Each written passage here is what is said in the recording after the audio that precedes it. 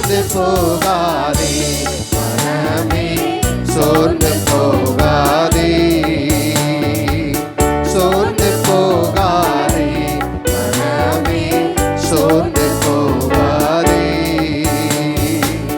கண்டுனை அழைத்த தேவன் கைவிடுவாரோ, கண்டுனை அழைத்த தேவன் கைவிடுவாரோ. சோர்ந்து போகாதே மனமே, சோர்ந்து போகாதே, சோர்ந்து போகாதே மனமே, சோர்ந்து போகாதே. வாக்களித்த தேவனை நீ பாடிக்கொண்டாடு, வாக்களித்த தேவனை நீ பாடிக்கொண்டாடு. ஊக்கமான ஆவி உன்னை தாங்க மன்றாடு, ஊக்கமான ஆவி உன்னை தாங்க மன்றாடு. சோர்ந்து போகாதே மனமே, சோர்ந்து போகாதே, சோர்ந்து போகாதே மனமே, சோர்ந்து போகாதே. துன்பங்கள் தொல்லைகள் உன்னை சூழ்ந்து கொண்டாலும், துன்பங்கள் தொல்லைகள் உன்னை சூழ்ந்து கொண்டாலும், அன்பர் உன்னை தேற்றும் நேரம் ஆனந்தம் அல்லோ, அன்பர் உன்னை தேற்றும் நேரம் ஆனந்தம் அல்லோ. சோர்ந்து போகாதே மனமே, சோர்ந்து போகாதே, சோர்ந்து போகாதே மனமே, சோர்ந்து போகாதே. சோதனைகளை சகிப்போம் பாக்கியவானல்லோ, சோதனைகளை சகிப்போம் பாக்கியவானல்லோ. ஜீவனிடம் சூடும் நேரம் என்ன பேரின்பம், ஜீவனிடம் சூடும் நேரம் என்ன பேரின்பம். சோர்ந்து போகாதே மனமே, சோர்ந்து போகாதே, சோர்ந்து போகாதே மனமே, சோர்ந்து போகாதே. கண்டுனை அழைத்த தேவன் கைவிடுவாரோ, கண்டுனை அழைத்த தேவன் கைவிடுவாரோ. சோர்ந்து போகாதே மனமே, சோர்ந்து போகாதே, சோர்ந்து போகாதே மனமே, சோர்ந்து போகாதே.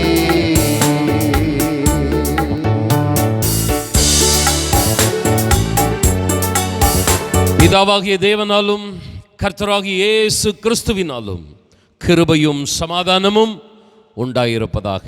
ஆமென். எந்த ஒரு மனிதன் தனக்கு எதிராக செயல்படும் எதிராளியை குறித்து நன்கு அறிந்திருக்கிறானோ அவன் சுலபத்தில் தோல்வி அடையவே மாட்டான். இன்னும் சரியாக சொல்லப்போனால் தன்னுடைய பலவீனம் என்ன என்பதையும் எதிராளியினுடைய பலன் என்ன என்பதையும் சரியாக நிதானிக்கும் பக்குவம் உடையவனாக ஒருவன் இருப்பானால் நிச்சயமாக சொல்லுகிறேன், அவன் வெற்றி பெறுகிறவனாக சாதிக்கிறவனாக இருப்பான். சில சூழ்நிலைகள், நேரங்கள், சறுக்கல்கள், தோல்விகளை அவன் சந்தித்தாலும் நாளடைவில் வெற்றி வாகை சூடுகிறவனாக, ஜெயம் கொள்ளுகிறவனாக இருப்பான். பிரியமானவர்களே, ஒருவனுடைய வெற்றி என்பது அவனுடைய பலத்தை மாத்திரம் சார்ந்தது அல்ல. அவன் தனக்கு எதிராக நிற்கிற எதிராளியின் அந்த போராட்டக்காரனுடைய எந்த அளவுக்கு அவன் பலமுள்ளவன் என்பதை அறிந்திருக்கிறதையும் பொறுத்ததே ஒருவனுடைய வெற்றியாக காணப்படுகிறது. ஆதலால் இந்த காலவெளியிலே வெற்றி பெற வேண்டும், சாதிக்க வேண்டும், ஜெயிக்க வேண்டும் என்கிற சிந்தனை உள்ளவர்களுக்கு நமக்கு விரோதமாய் போராடுகிற எதிராளி எப்படிப்பட்டவன், அவனுடைய பலம் என்ன, இதையெல்லாம் நாம் அறிந்து கொள்வது நல்லதாக இருக்கிறது. வேதமும் நமக்கு ஒரு எச்சரிப்பை கொடுக்கிறது. உனக்கு ஒரு எதிராளி இருக்கிறான், உனக்கு விரோதமாய் அவன் எப்பொழுதும் சிந்திக்கிறவனாக செயல்படுகிறவனாக இருக்கிறான். முதலாவதாக அவனை நீ நன்கு அறிந்து கொள்ள வேண்டும். இரண்டாவதாக அவன் செயல்களை குறித்து நீ மிகவும் ஜாக்கிரதையாக இருக்க வேண்டும். வேதம் நமக்கு ஒரு எச்சரிப்பை கொடுக்கிறது. இன்றைக்கு அந்த எதிராளியை குறித்து வேதம் நமக்கு காட்டுகிற வசனம், மேலும் தேவன் அந்த எதிராளியை மேற்கொள்வதற்கு நமக்கு தருகிற ஆலோசனைகள், இவைகளை குறித்து நாம் தியானிக்க இருக்கிறோம். கர்த்தர் தாமே நம்மை ஆசீர்வதிப்பாராக. 1 பேதுரு 5ஆம் அதிகாரம் 8ஆம் வசனம். தெளிந்த புத்தியுள்ளவர்களாய் இருங்கள், விழித்திருங்கள். ஏனெனில் உங்கள் எதிராளியாகிய பிசாசானவன் கெர்ச்சிக்கிற சிங்கம் போல் எவனை விழுங்கலாமோ என்று வகை தேடி சுற்றி திரிகிறான். நமக்கு எதிராளியாக செயல்படக்கூடிய பிசாசை வேதம் ஒரு மிருகத்தோடு ஒப்பிட்டு சொல்லுகிறது, சிங்கம் போல என்று. அருமையானவர்களே, சிங்கம் என்பது காட்டிலேயே பலம் வாய்ந்த மிருகம் என்பதை நாம் நன்கு அறிந்திருக்கிறோம். காட்டிற்கு ராஜா என்று சொல்லப்படுகிற மிருகத்திற்கு ஒப்பிட்டு இந்த பிசாசை வேதம் சுட்டி காட்டி இருக்கிறது. அன்பானவர்களே, நம்முடைய வீட்டிலே நாய், பூனை போன்ற செல்ல பிராணிகளை நாம் வளர்க்கிறோம். அப்படி ஒரு செல்ல பிராணியை போன்றதல்ல இந்த சிங்கம். மிகவும் ஆபத்தான ஒரு மிருகம். இந்த சிங்கமானது கொஞ்சம் அசந்தால் எந்த அளவுக்கு வளர்க்கிறவனாக இருந்தாலும் அல்லது எந்த அளவுக்கு பயிற்சி கொடுக்கிறவனாக இருந்தாலும் அவனையே கொன்றுவிடக்கூடிய ஆபத்தான மிருகம் இந்த சிங்கம். பிரியமானவர்களே, இந்த பிசாசின் காரியங்கள், அவனுடைய சுபாவங்கள் நம்முடைய வாழ்க்கையில், நம்முடைய வீட்டில் இருக்குமானால் கவனிக்க கேட்கிறேன், அவன் நம்முடைய வீட்டில் செல்ல பிராணியாக இருக்கிறான் என்று அர்த்தம். ஒரு நாள் அவன் நம்மை விழுந்து விடுவான், விழுங்கி விடுவான். கடந்த வாரம் நம்ம ஒரு உதாரணத்தை, உண்மை சம்பவத்தை நம்ம பார்த்தோம். நியூயார்க் பட்டணத்தில் ஒரு வாலிபன் ஒருவன் $300 கொடுத்து அவனது வழக்கம் பாம்புகளோடு கூட இருப்பது, பெட் அனிமல்ஸ், அவனுக்கு பாம்பு, ஒரு பர்மிய மலைப்பாம்பு குட்டியை அவன் வாங்கினான் என்று நான் கடந்த வாரம் ஒரு உதாரணத்தை சொன்னேன். அந்த குட்டி பாம்பு நாளடைவிலே வளர்ந்து பெரியதாகியது. கொஞ்ச நாளில் அவனையே அது விழுங்கி போட்டது. பிசாசுக்கும் அவனுடைய சுபாவத்துக்கும் அவனுடைய பாவ கிரியைகளுக்கும் நம்முடைய வீட்டில், நம்முடைய வாழ்க்கையில் இடம் கொடுப்போமானால் அவன் ஒரு நாள் நம்மை விழுங்கி விடுவான். அதனால் தான் வேதம் சொல்லுகிறது, எபேசியர் 4:27ஆம் வசனம், பிசாசுக்கு இடங்கொடாமல் இருங்கள். அன்பானவர்களே, எப்பொழுதுமே வாக்குத்தத்த செய்தியை கொடுக்கிறேன், ஆசீர்வாதமான செய்தியை கொடுக்கிறேன்.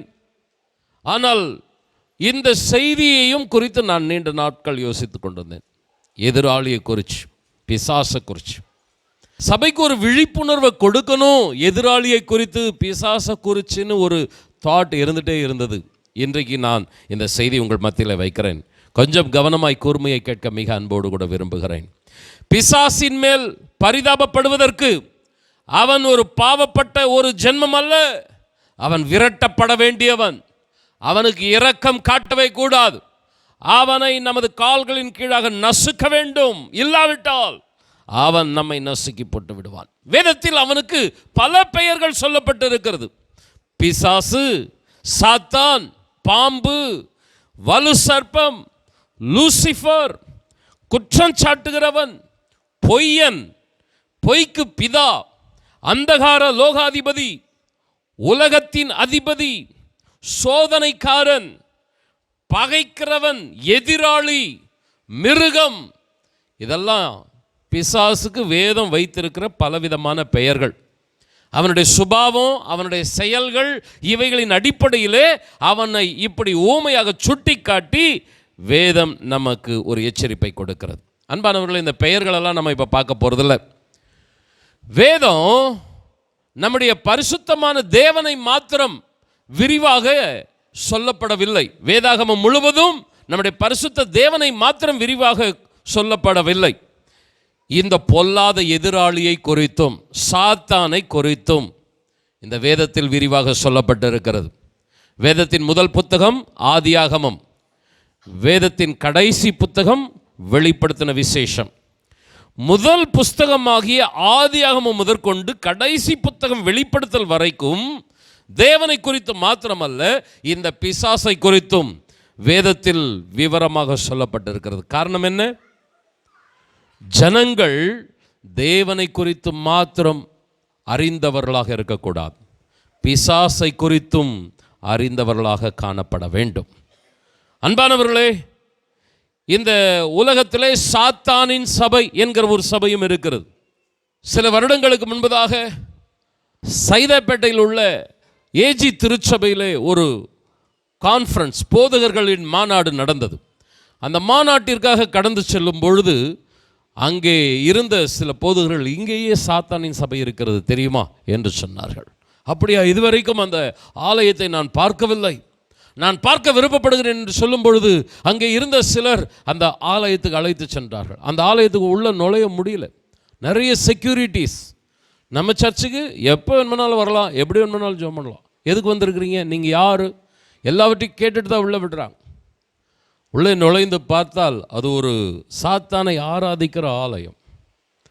அவர்கள் சாத்தானுக்காக வேற ஏதாகிலும் வேதத்தை வச்சிருக்கிறாங்கன்னா கிடையாது, இதே வேதாகமத்தை தான் அந்த சாட்டனிக் சர்ச்லையும் பயன்படுத்துகிறார்கள்.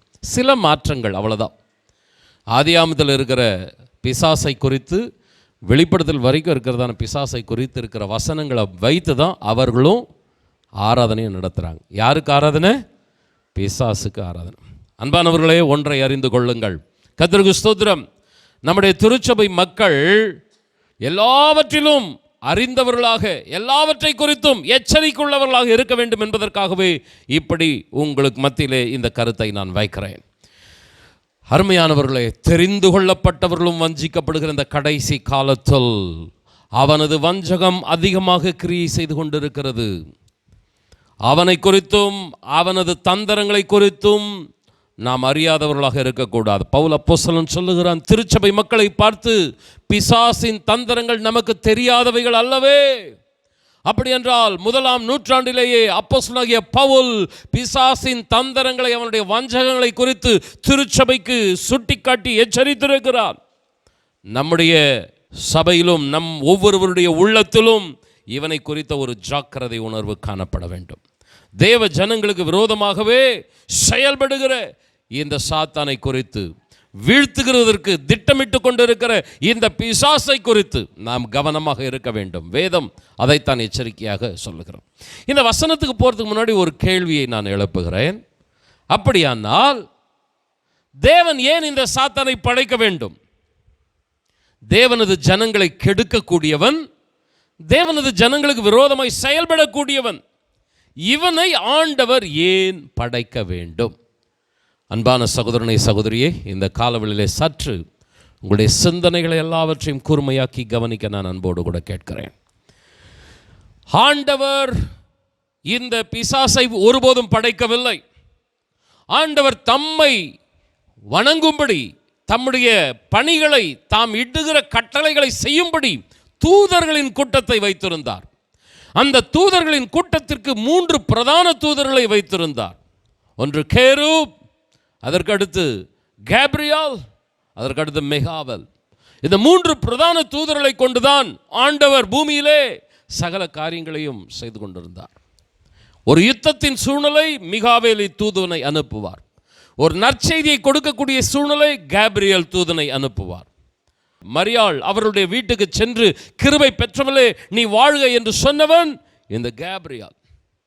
தானியேலின் ஜெபம் மேலே போக முடியாதபடி அந்தகார லோகாதிபதிகள் தடைகளாய் இருந்தார்கள். வான மண்டலங்களில் உள்ள பொல்லாத சேனைகள் தடையாய் இருந்தது. கர்த்தருக்கு ஸ்தோத்திரம். ஆண்டவர் கொடுத்த பதிலை தானியேல் பெற்றுக்கொள்ள முடியாதபடி. ஆனால் மிகாவேல் தூதன் அனுப்பப்பட்டான். ஒரு யுத்தம் நடந்தது, பதில் கிடைத்தது. பிரதான தூதர்களை கர்த்தர் படைத்தார். இந்த கேருபை எதற்கு படைத்தார்? அவன் தான் பிதாவுக்கு மிகவும் அருகில் இருக்கிறவன், எல்லா காரியங்களுக்கும் பயன்படுத்தப்பட்டவன். இந்த கேரு தேவனுக்கு மிகவும் நெருக்கமாய் படைக்கப்பட்ட இந்த கேரு ஒரு கட்டத்தில் அவனுக்குள் ஒரு பெருமையான குணம் வந்தது. தேவனுக்கு கீழாக இருக்க வேண்டிய அவனுக்குள் ஒரு எழுந்த எண்ணம், நான் தேவனுக்கு மேலாக போகிறேன். தேவனை தொழுது கொள்ளுகிற அந்த கூட்டத்தை என்னை தொழுது கொள்ளும்படி மாற்றப் போகிறேன். பெருமையான குணம் தேவனுக்கு மேலாக செல்ல வேண்டும் என்ற எண்ணத்தை கொண்டு வந்தது. அந்த தூதர்களின் கூட்டத்தை தன் பக்கம் திருப்ப வேண்டும் என்ற ஒரு எண்ணம் உண்டானது. ஆண்டவர் அவனை தள்ளி போட்டார். இந்த சம்பவம் ஏசாயா புஸ்தகம் மற்றும் எசேக்கியேல் புஸ்தகத்திலே விரிவாக சொல்லப்பட்டிருக்கிறது. நாம் அந்த சம்பவத்துக்குள்ள இன்னொரு நாள் கவனத்தை செலுத்தலாம். ஆனால் நம்முடைய எதிராளியை குறித்து எச்சரிக்கையாக இருக்க வேண்டும் என்கிற பேதுருவின் எச்சரிப்பின் வசனத்தை தான் இன்றைக்கு நான் உங்கள் மத்தியில் வைக்க விருப்பப்படுகிறேன். அப்படி பரலோகத்திலிருந்து தள்ளப்பட்ட அந்த கேருப் லூசிஃபர் பிசாசாக மாறி அவனோடு கூட ஒரு தூதர் பட்டாளத்தை இழுத்து கொண்டு வந்து பூமியிலேயும் வான மண்டலங்களிலும் பொல்லாத கிரியைகளை நடப்பித்துக் கொண்டிருக்கிறான். கர்த்தருக்கே மகிமை உண்டாகட்டும். தேவன் தமக்கு அருகில் இருந்த அந்த கேருபு பரலோகத்திலிருந்து தள்ளப்பட்டபடினால் பிதாவாகிய தேவன் திட்டமிட்டார், தம்மை போலவே ஒரு மனிதனை படைக்க வேண்டும். அவன் தன்னை தொழுது கொள்ளுகிறவர்களாய் மாற வேண்டும். தனக்கு அருகிலேயே அவன் இருக்க வேண்டும். தேவன் மனிதனை படைத்தார். இந்த தள்ளப்பட்ட சாத்தான் பார்த்தான், தான் இருந்த இடத்துல இன்றைக்கு மனிதனா, நான் தான் தேவனுக்கு அருகிலே இருந்தேன், அந்த துதிக்கிற சேனை கூட்டத்தை நான் தான் நடத்துகிறவனாக இருந்தேன், இன்றைக்கு அந்த இடத்தில் மனிதனா என்று தேவனுக்கு விரோதமாக சிந்தை கொண்டவனாகிய அந்த சாத்தான் மனுக்குலத்துக்கு விரோதமாக செயல்படுகிறவனாக இன்றைக்கு வரைக்கும் போராடி கொண்டிருக்கிறான். தேவன் சாத்தானை படைக்கவில்லை. படைக்கப்பட்ட தேவ தூதர்களில் ஒருவன் சாத்தானாக மாறி போனான். அவனுக்கு தெரியும் தேவனுக்கு பக்கத்தில் இருக்கிறவர்களை எப்படி வீழ்த்துவது என்று அவனுக்கு நன்றாக தெரியும். ஏனென்றால் அவன் தேவனுக்கு பக்கத்தில் இருந்தவன். பிரதர்ஸ் அண்ட் சிஸ்டர்ஸ், கவனியுங்கள், நாம் எல்லாரும் தேவனுடைய பிள்ளைகளாக இல்லை, புறஜாதிகளாக இருந்தோம். இயேசுவே மெய்யான தேவன் என்பதை அறியாத மக்கள் கூட்டமாக இருந்தோம். ஏற்ற காலத்திலே நம்மை ரட்சித்தார். எத்தனை பேர் ஆமென் சொல்றீங்க? இன்னைக்கு தேவனை துதிக்கிற இடத்துல கர்த்தர் நம்மை கொண்டு வந்து வைத்திருக்கிறார். ஹல்லேலூயா. எபிரேயர் புஸ்தகத்தில் வாசிக்கிறோம், அவருடைய இரத்தத்தினால நம்ம தேவனை சமீபமாய் நெருங்கி சேருகிற ஸ்லாக்கியத்தை பெற்றிருக்கிறோம். அப்பா பிதாவே என்று கூப்பிட பண்ணுகிற புத்திர சுவிகாரத்தின் ஆவியை நாம் பெற்றவர்களாக மாறுகிறோம். இப்ப தேவனுக்கு ரொம்ப க்ளோஸ், நெருங்கி இருக்கிற ஒரு வாழ்க்கையை ரட்சிக்கப்பட்ட மனுக்குலம் பெற்றுக்கொள்ளுகிறது. அவனுடைய பொல்லாத திட்டங்கள், வஞ்சகங்கள், போராட்டங்கள் இன்றைக்கு ரட்சிக்கப்பட்ட மக்களுக்கு விரோதமாக எழும்புகிறது. அன்பானவர்களே, இதுதான் பிசாசினுடைய அந்த ஆரம்ப சூழ்நிலை. இப்பொழுது நான் சொல்லக்கூடிய ஒரு முக்கியமான காரியம், இந்த பிசாசை பார்த்து நாம் பயப்பட வேண்டியதில்லை. எத்தனை பேர் ஆமென் சொல்லுகிறீர்கள்? யார் யார் ஆண்டவராக இயேசு கிறிஸ்துவை சொந்த இரட்சகராக ஏற்றுக்கொள்ளுகிறார்களோ, அவருடைய இரத்தத்தினால் கழுவி பாவ மன்னிப்பின் நிச்சயத்தை பெற்றுக்கொண்டு அவருடைய பிள்ளைகளாக வாழுகிறார்களோ, அவர்களுக்கு இந்த சாத்தானை, இந்த பொல்லாத எதிராளியை மேற்கொள்ளக்கூடிய அதிகாரத்தை, வலிமையை ஆண்டவர் தருகிறார். ஆதலால் அவன் நம்மை பார்த்து பயப்படுகிறானே தவிர நாம் அவனை பார்த்து பயப்பட வேண்டிய அவசியம் இல்லை. ஹல்லேலூயா. கர்த்தருடைய நாம மகிமைப்படட்டும். கர்த்தர் சபைக்கு வானளாவிய அதிகாரத்தை கொடுத்திருக்கிறார். மேலே வானத்திலும் சரி, கீழே பூமியிலும் சரி, இயேசுவுக்கு மாத்திரம்தான் அதிகாரம். ஹல்லேலூயா. அந்த ஆண்டவரை ஆராதிக்கிற நமக்கும் திருச்சபைக்கும் அந்த அதிகாரத்தை ஆண்டவர் பகிர்ந்து அளிக்கிறார். வான மண்டலங்களிலே கிரியை செய்கிற பொல்லாத ஆவிகளின் சேனைகளாக இருந்தாலும், பூமியிலே கிரியை செய்கிற பொல்லாத அந்தகார கூட்டமாக இருந்தாலும், அவைகளை மேற்கொள்ளக்கூடிய அதிகாரம், வல்லமை கர்த்தர் நமக்கு கொடுத்திருக்கிறார். எத்தனை பேர் ஆமென் சொல்றீங்க? கொஞ்சம் ரெண்டு கரங்களை உயர்த்தி, தகப்பனே உமக்கு ஆண்டவரே அருகிலே வரக்கூடிய பாக்கியத்தை எங்களுக்கு கொடுத்திருக்கிறீர். முன்னே உமக்கு நாங்கள் தூரமாக இருந்தோம், பாளையத்திற்கு புறம்பாக இருந்தோம். ஆனால் உம்முடைய கிருபையினால் ரட்சிக்கப்பட்டு உம்முடைய பிள்ளைகளாக உமக்கு நெருக்கத்தில் வர உதவி செய்தீர். அதே சமயம் சத்துரு எங்களுக்கு விரோதமாக எழும்பினாலும் அவனை குறித்து நாங்கள் ஜாக்கிரதையாக இருக்க வேண்டும். ஹல்லேலூயா. அவனை நாங்கள் வீழ்த்த வேண்டுமே தவிர அவன் எங்களை வீழ்த்து விடக்கூடாது. சத்தம் ஆமென் சொல்லுங்களேன். மறுபடியும் செய்தியின் ஆரம்பத்துக்கு வருகிறேன். யாதொருவன் எதிராளியை குறித்து சரியாய் அறிந்திருக்கிறானோ அவன் ஒருபொழுதும் தோற்று போகவே மாட்டான். சத்தம் ஆமென் சொல்லுங்களேன். தேவனை குறித்து நீங்கள் அறிகிற அறிவிற்காக ஸ்தோத்திரம். அதே சமயம் இந்த எதிராளியை குறித்தும் நாம் அறிந்து கொள்ள வேண்டும். வசனம் சொல்லுகிறது, சாத்தான் கெர்ச்சிக்கிற சிங்கம் போல எவனை விழுங்கலாமோ என்று வகை தேடி சுற்றி திரிகிறான். நீங்க மிருக காட்சி சாலை ஜூக்கு போய் பாருங்க, எத்தனையோ மிருகங்கள் இருக்கும். அந்த மிருகங்களில் பல மிருகங்களை நீங்கள் கவனித்து பார்த்தீங்கன்னா ஒன்று நின்றுட்டுருக்கோம், இல்லைன்னா படுத்துட்ருக்கோம், தூங்கிட்டுருக்கோம், ஒன்று ஒரு காரியம் பண்ணிகிட்ருக்கோம்.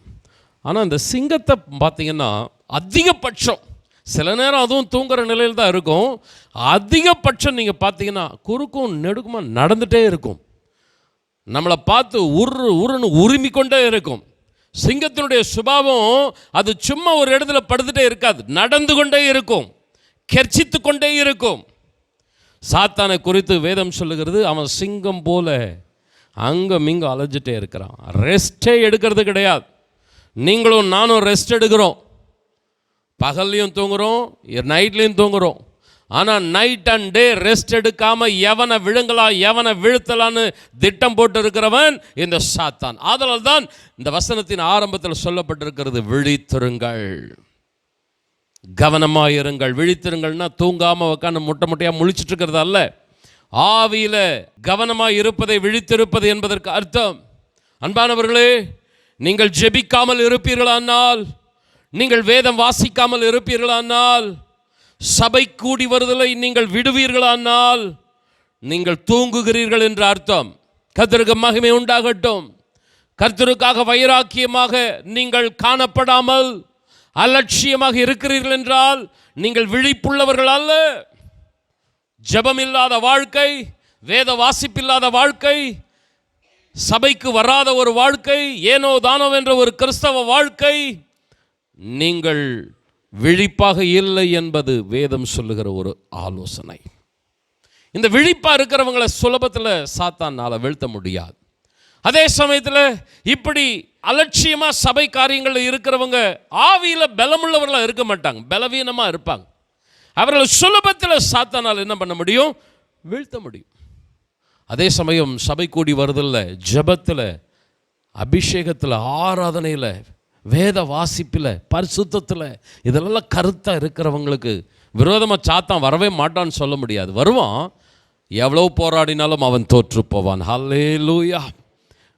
தேவன் நமக்கு அந்த வலிமையை தருவார், ஆற்றலை தருவார். வாசிங்க, வெளிப்படுத்தல் 12ஆம் அதிகாரம் 11ஆம் வசனம். மரணம் நேரிடுகிறதா இருந்தாலும் அதற்கு தப்பும்படி தங்கள் ஜீவனையும் பாராமல் ஆட்டுக்குட்டியின் இரத்தத்தினாலும் தங்கள் சாட்சியின் வசனத்தினாலும் அவனை ஜெயித்தார்கள். இந்த வசனத்தின் 2ஆம் பகுதியை மாத்திரம் பாருங்கள். ஆட்டுக்குட்டியின் இரத்தத்தினாலும் தங்கள் சாட்சியின் வசனத்தினாலும் சாத்தானை ஜெயித்தார்கள்.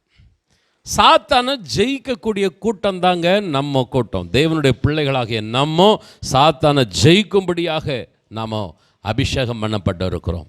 எப்படி ஜெயிக்கிறோம்? ஒன்று ஆட்டுக்குட்டியின் ரத்தம், இரண்டாவது சாட்சியின் வசனம். இயேசு கிறிஸ்துவின் ரத்தத்தினால கழுவப்பட்டவர்களாக இருக்கணும். அன்பானவர்களை, சபைக்கு வருகிறீர்கள், நல்லதுதான். நீங்கள் இயேசுவின் ரத்தத்தினால கழுவப்பட்ட அவருடைய பிள்ளைகளாக இருக்கிறீர்களா? நான் சர்ச்சுக்கு போகிறேன், வார சர்ச்சுக்கு போகிறேன், ஓகே. ஆனால் இயேசு என் பாவத்திற்காக மரித்தார். நான் ஒரு பாவியாக இருக்கிறேன், அவருடைய இரத்தத்தினால் என்னுடைய பாவங்கள் கழுவப்படுகிறது. நான் அவருடைய பிள்ளையாக இருக்கிறேன். இதுதான் ஆட்டுக்குட்டியானவருடைய இரத்தம். ரட்சிக்கப்பட்ட நீங்கள் அந்த ரட்சிப்பை காத்துக்கொள்ளுகிறீர்களா பிரியமானவர்களே? ரட்சிப்பு என்பது பர்மனன்ட் அல்ல. நீங்கள் அதை இழக்க செய்யக்கூடிய சூழ்நிலை வந்துவிடும். தாவீது சொல்லுகிறான், நம்முடைய ரட்சிப்பின் சந்தோஷத்தை திரும்பவும் எனக்கு தாரும். பாவத்தினால ரட்சிப்பு அப்படியே கொஞ்சம் கொஞ்சமாக விலகிடும். அன்பான சகோதரனை சகோதரியே, முதலாவது கேள்வி, நீங்கள் ரட்சிக்கப்பட்டிருக்கிறீர்களா? ரெண்டாவது, ரட்சிப்பை காத்துக்கொள்கிறீர்களா? அதுதான் சாட்சியின் வசனம். நம்ம கிறிஸ்தவ வாழ்க்கை ஒரு சாட்சியாக இருக்கணும்.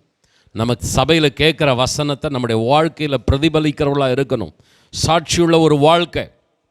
இந்த ரெண்டுத்தினால என்ன செய்கிறார்கள்? சாத்தானை ஜெயிக்கிறார்கள். பிரதர்ஸ் அண்ட் சிஸ்டர்ஸ், ஏனோதானோன்னு ஒரு சபையில் இருக்காதீங்க. கர்த்தருக்கு ஸ்தோத்திரம். ராவியில் அனலா இருங்க, விழிப்பா இருங்க, கருத்தா இருங்க.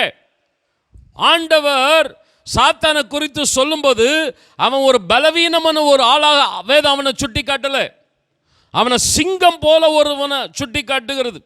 கெர்ச்சிக்கிற சிங்கத்தை போல இருக்கிறான், வகை தேடி சுத்தி திரிகிறான் அப்படின்னு அவனை குறித்து சுட்டி காட்டுகிறது. அன்பானவர்களே, இந்த காலவெளியிலே தேவன் நமக்கு பலனையும் கிருபையும் தருவாராக.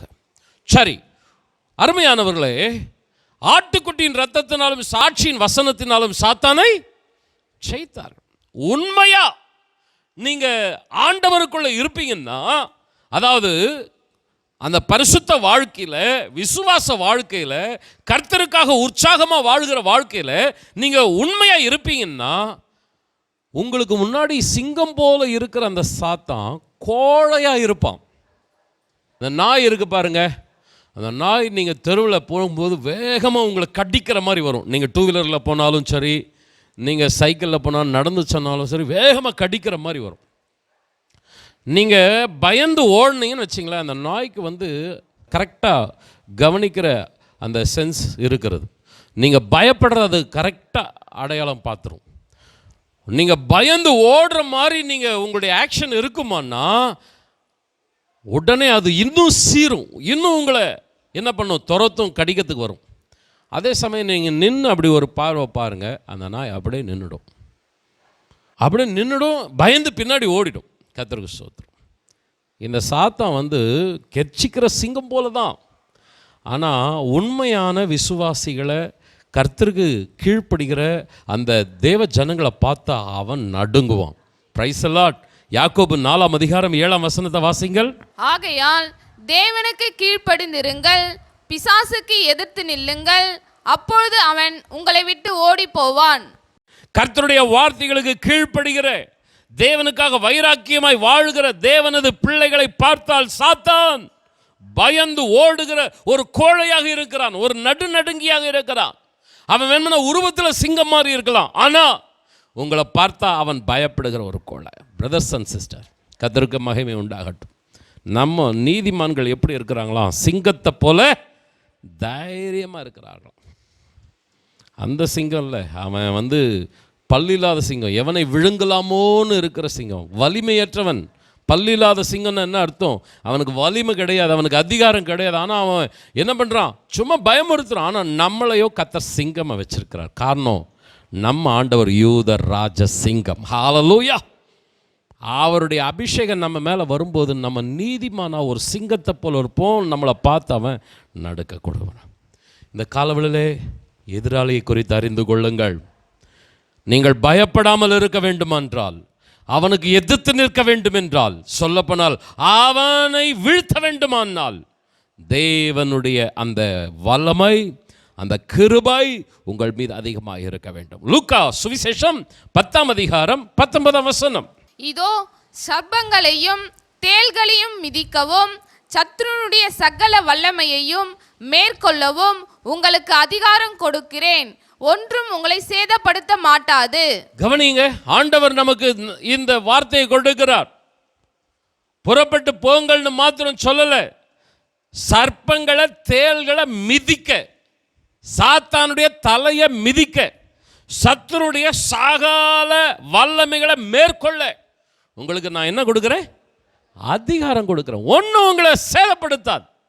அன்பானவர்களே, எடுத்த உடனே ப்ரேயரில் உக்காந்துட்டு நீங்கள் என்ன பண்ணுங்க, சாத்தானுக்கு விரோதமான யுத்தத்தை தொடங்கிடாதீங்க. பொல்லாத பிசாசை போன்ற வார்த்தையை எடுத்த உடனே எடுத்துடாதீங்க. முதல்ல நீங்கள் என்ன செய்யுங்க, ஆண்டவருடைய இரத்த கோட்டைக்குள்ளே உங்களை மூடி மறைத்து கொள்ளுங்க. ஆண்டவரே, ஒரு விஷயம் உடைய ரத்தத்தினால என்ன செய்யும்? கழுவோம். உம்முடைய அந்த ஆண்டவரே கிருபை, வரம், வல்லமை, ஆண்டவரே இதெல்லாம் என் மேலே அதிகமாக இன்னும் ஊற்றும். ஆண்டவருக்கும் உங்களுக்கு இருக்கிற உறவை முதல்ல சரிப்படுத்துங்க.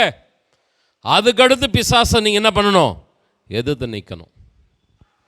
புதிய ஏற்பாட்டில் அப்போஸ்தலர் நடவடிக்கைகளை பார்க்குறோம். ஒரு பிரதான ஆசாரியன், அவனுடைய குமாரர்கள் 7 பேர் பாஸ்டருடைய பிள்ளைகள். கர்த்தருக்கு ஸ்தோத்திரம். யாராக இருந்தா என்னங்க? விசுவாசியாக இருந்தான்னா, பாஸ்டராக இருந்தான்னா, பாஸ்டருடைய பிள்ளைகளாக இருந்தான்னா, உனக்கும் தேவனுக்கும் இருக்கிற உறவு கரெக்டாக இல்லையானா, அந்த நீதிமான் என்கிற உறவு இல்லையானா, நீ போய் பிசாசு தலைமையில் கையை வச்சேன்னா அவன் ஓட மாட்டான், உன்னை தான் ஓட்டுவான். அந்த பிரதான ஆசாரியுடைய 7 குமாரர்கள் பிசாசை துரத்தத்துக்கு போனாங்க. ஆனால் வேதம் சொல்லுகிறது, அவர்கள் காயமடைந்து வஸ்திரங்கள் எல்லாம் இழந்து நிர்வாணிகளாக காயப்பட்டவர்களாக பயந்து ஓடுகிறார்கள். கவனமாக இருங்க. வேதம் அவனை பூச்சாண்டியாக காட்டல, ஒரு பஃபூனாக காட்டல பிசாசை. அவன் ஒரு சிங்கம். நீ கொஞ்சம் ஜாக்கிரதையாக இல்லையன்னா அவன் உன்னை விழுங்கிடுவான். நீ விழிப்பாயிரு, நீ ஆவியில் அனலாயிரு, ரட்சிப்பில் பரிசுத்தத்தில் தேவனுக்குள்ளாக அந்த வல்லமையில் நீ உன்னை புதுப்பித்துக்கொள். அப்படி செய்வாயானால் ஒன்றும் உங்களை என்ன செய்யாது? சேதப்படுத்தாது. ஒருவேளை திடீர்னு ஏதாகிலும் ஒரு குறைகளுக்குள்ள தவறுகளுக்குள்ள மாட்டிட்டோம், உடனே சாத்தான் வந்து உங்களை வீழ்த்தி விடுவானா? இல்லை, தேவன் கிருபையை உங்களை பாதுகாப்பார். உங்களுடைய தவறுகள், உங்களுடைய கீழ்ப்படியாமைகள் எடுத்த உடனே ஆண்டவர் தண்டித்து விட மாட்டார், பிசாசு கையில் ஒப்பு கொடுத்துட மாட்டார், சாத்தான் ஜெயிக்க விட்டுட மாட்டார். ஆண்டவர் தம்முடைய கிருபையினாலே உங்களை மூடி மறைப்பார். உங்களை ஆண்டவர் உங்களுடைய மனசாட்சியை தொடுவார், உங்களை மனம் திரும்ப வைப்பார், அவருக்குள் உங்களை புதுப்பிக்க வைப்பார். எத்தனை பேர் ஆமென் சொல்றீங்க? ஆனால் நீங்கள் எப்போதுமே தேவனுக்கு ஒத்துழைப்பை கொடுக்காம தொடர்ந்து பாவ வாழ்க்கையில் பின்மாற்றத்தில் தேவனுடைய அந்த வல்லமையில் பலப்படுகிற காரியத்தில் ஒரு கருத்து இல்லாமல் அலட்சியமாக அப்படியே இருப்பீர்களானால் நாளடைவிலே சத்துரு ஜெயிப்பதற்கு நீங்களே காரணமாகி விடுவீர்கள். அதனால் வேதம் எச்சரிக்கிறது, நீங்கள் கவனமாக இருக்க வேண்டும். சரி அன்பானவர்களே, பேதுரு இந்த சாத்தானை குறித்து எச்சரித்து எழுதுகிறான். பேதுரு ஏன் எழுதுகிறான் தெரியுமா? அப்போஸ்தலர்களில் பலர் வேதத்திலே சத்தியங்களை உபதேசங்களை எழுதும் பொழுது பேதுரு மாத்திரம் இதை தெளிவாக எழுதுகிறான். அந்த சாத்தான்கிட்ட எச்சரிக்கையார். ஏன் எழுதுறான் தெரியுங்களா? இந்த பேதுருவையே விழத்தள்ளினவன் தான் இந்த சாத்தான். லூக்கா சுவிசேஷம் 22 அதிகாரம் 31 வசனத்தை வாசிங்க. பின்னும் கர்த்தர், சீமோனே சீமோனே, இதோ கோதுமையை சுளக்கினால் புடைக்கிறது போல சாத்தான் உங்களை புடைக்கிறதற்கு உத்தரவு கேட்டுக்கொண்டான். ஆண்டவர் பேதுருவை பார்த்து சொல்லுகிறார், பேதுருவே, உன்னை மாத்திரமல்ல உன்னோடு கூட இருக்கிற இந்த 11 சீஷர்களையும் புடமிடுவதற்கு, அதாவது சோதிப்பதற்கு, வீழ்த்துவதற்கு சாத்தான் உத்தரவு கேட்டுக்கொண்டான். இந்த பேதுருவை சீஷர்களை சோதிக்க சாத்தான் வருகிறான். ஆண்டவரிடத்தில் அனுமதி இல்லாமல் நம்ம இடத்துல சாத்தானால் வரவே முடியாது. எத்தனை பேர் விசுவாசிக்கிறீர்கள்? உங்கள் வீட்டில் ஒரு பிரச்சனை வருதுன்னா ஆண்டவருடைய பாதுகாப்பு எல்லையை மீறி உங்கள் வீட்டுக்குள்ளே ஒரு பிரச்சனை வரவே வராது.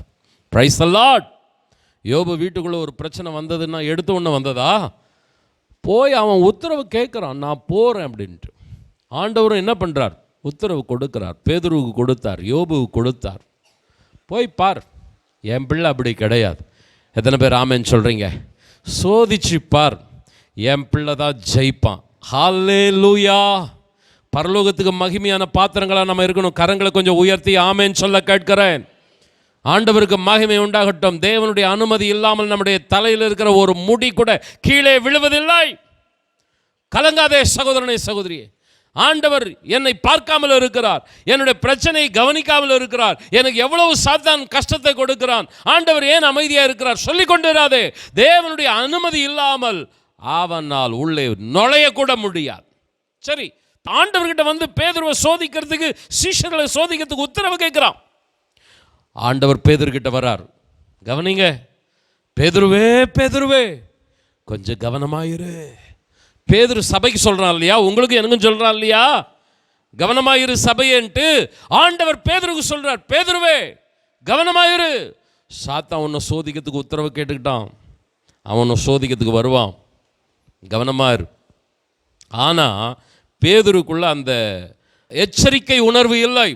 மிதமிஞ்சிய, தன்னை குறித்த மிதமிஞ்சிய நம்பிக்கை. ஆண்டவரே யாரை பார்த்து சொல்றீர்? இதோ இருக்கிறாங்க பாருங்க இந்த சீஷர்கள், மற்றவங்கெல்லாம், அவங்களெல்லாம் இடறி போனாலும் நான் என்ன பண்ண மாட்டேன், ஒரு நாளும் இடறி போகவே மாட்டேன். பிரதர்ஸ் சிஸ்டர்ஸ், மற்றவங்களை கொஞ்சம் மட்டமாக நினைக்கிற நினைப்பு இருக்குதா? உங்களுக்கு கொஞ்சம் ஏதோ பெரிய வல்லமையில் எல்லாத்துலேயும் பெரிய ஆள், மற்றவங்கெல்லாம் ஒன்றும் இல்லைன்னு நினைக்கிற நினைப்பு இருக்கா? அந்த நினைப்பை முதல்ல டெலீட் பண்ணிடுங்க. இல்லைன்னா அவர்களுக்கு முன்பதாக நீங்கள் தாழ்ந்து போகக்கூடிய காலம் வந்துடும். பேதுருக்கு வந்துச்சு, உங்களுக்கும் வந்துடும். கர்த்தருக்கு ஸ்தோத்திரம். ஒரு சில விசுவாசிகள் அடுத்த விசுவாசிகளை ரொம்ப ரொம்ப மட்டமாக நடத்தின சூழ்நிலைகள் எல்லாம் நான் பார்த்துருக்கிறேன். ஆனால் ஆண்டவரோட நீதி எப்படி தெரியுங்களா? யாரை அற்பமாக மட்டமாக நினைக்கிறாங்களோ அவங்கள கர்த்தர் தூக்கி விட்டுடுறார். ஹல்லேலூயா. யார் ரொம்ப பெருமையாக இருக்கிறாங்களோ அவங்க தாழ்ந்திருக்கும்படி கர்த்தர் செய்கிறார். தன்னைத்தான் தாழ்த்துகிறவன் உயர்த்தப்படுவான், தன்னைத்தான் உயர்த்துகிறவன் உன்னை தாழ்மையாகவே வைத்துக்கொள். ஆமென். சபையில் உன்னை காட்டிலும் மற்றவங்கள உயர்ந்தவங்களா நினை. ஆமென் சொல்லுங்களேன். நான் தான் பெரிய ஆள், மற்றவங்களாம் ஒன்றும் இல்லை மட்டும் நினச்சி, ஏன்னா கர்த்தர் உன்னை எப்படி கீழே வைக்கணும்னு அவருக்கு தெரியும். கர்த்தருக்கு ஸ்தோத்திரம். அதே சமயத்தில் உன்னை காட்டிலும் மற்றவங்களும் நல்ல ஆண்டவருடைய ஆசீர்வாதத்தை பெற்றவர்கள், அவர்களும் கனத்திற்குரியவர்கள் என்று நினைப்பான்னா ஆண்டவர் நிச்சயமாக ஆசீர்வதிப்பார். பிலிப்பியரில் நீங்கள் பார்த்தீங்கன்னா கிறிஸ்து இயேசுவில் இருந்த சிந்தை தான் உங்களுக்குள்ள என்ன பண்ணணுமா இருக்கணும்னு சொல்லப்பட்டிருக்குது. அதே பிலிப்பியரில் நீங்கள் கவனிச்சு பாருங்க, 3ஆம் வசனம் சொல்லுகிறது, ஒருவரை ஒருவர் தங்களிலும் மேன்மையானவர்களாக எண்ண கடவீர்கள். அடுத்தவனை மேன்மையாக எண்ணு. கிறிஸ்து இயேசுவுக்குள்ள இருந்த சிந்தை உனக்குள்ள இருக்கட்டும். ஆனால் பேதுரு கொஞ்சம் தப்பு பண்ணிட்டாங்க. ஆண்டவர் வந்து சொல்றார் பேதுருக்கிட்ட, பேதுருவே கொஞ்சம் கவனமா இரு, எச்சரிக்கையா இரு, சாத்தான் சோதிக்கிறதுக்கு வருவான். Praise the Lord. உன்னை மாத்திரம் இல்லை பேதுருவே, உங்களை புடமிடுகிறதற்கு, உங்களை புடைக்கிறதற்கு. அப்படின்னா அந்த ஒட்டுமொத்த சீஷர்களின் கூட்டம், சாத்தானுடைய திட்டம் என்ன? பேதுருவையும் அந்த 11 சீஷர்களையும் வீழ்த்துவதன் மூலமா தேவனுடைய மாபெரும் ரட்சிப்பின் திட்டத்தை முடக்கி போட்டணும். ஆசீர்வாதத்தை, பூமிக்கு வருகிற நன்மையை கெடுத்து போட்டணும். சாத்தா வரான், இன்னைக்கும் வரான். பிரதர் சிஸ்டர், நீங்க தான் ஆசீர்வாதத்தின் வாய்க்கால்னு தெரியும்.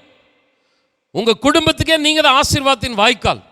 நல்ல ஜெபிக்கிற, நல்ல கர்த்தருக்காக வைராக்கியமா இருக்கிற, அதிகமாக ஆண்டவர் உங்களை பலப்படுத்தி இருக்கிறார். நீங்க தான் வாய்க்கால் தெரியும். உங்களை வீழ்த்தினா குடும்பம் தள்ளாடிடும்னு சாத்தா நல்லா தெரியும். அதனால் வரான். ஆண்டவர் வான் பண்ணுறார். இன்றைக்கும் செய்தியின் மூலமாக உன்னை வான் பண்ணுறார். கவனமாயிரு. பேதுரு மாதிரி இருந்துடாத. அந்த குடும்பம் வேணும்னா அப்படி இருக்கும் பாஸ்டர், நான்லாம் யார் தெரியுமா நினைக்காத. பேதுருவை தாழ்த்தினவர் உன்னையும் தாழ்த்தி போட்டுருவார்.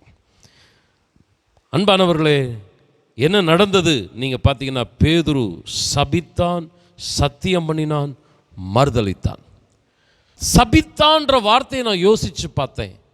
பேதுரு எப்படி ஆண்டவரை சபிச்சிருக்க முடியும்? அந்த அளவுக்கு. இப்போ உங்களுக்கும் எனக்கும் ஒரு பிரச்சனை வருதுன்னு வச்சுங்க, எனக்கு தெரியாது, நம்ம என்ன பண்ணிடுவோம்? அழகா ஒதுங்கிடுவோம், சபிக்கலாம் மாட்டோம் இல்லையா? ஆனால் ஏன் பேதுரு சபித்தான் தெரியுங்களா?